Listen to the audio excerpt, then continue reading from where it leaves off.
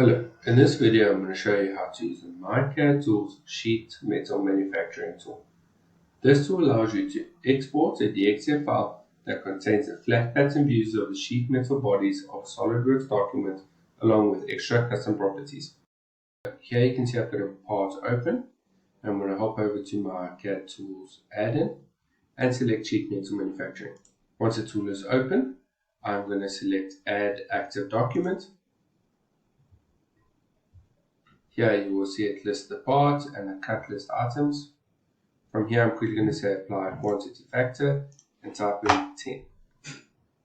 Next what we're going to do is hop over to the options, choose where we want the exported file to go. In this case I'm going to select in the same directory. How must the file be named? I'm going to use the name of the part.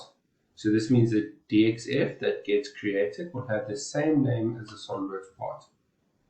Then I'm going to select what properties I would like to export as well into my DXF.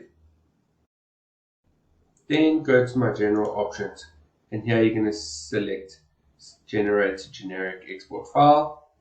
Choose your file type to be DXF. I want my scale to be 1:1.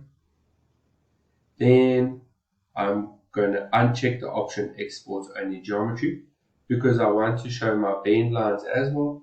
And I want the bend notes to show.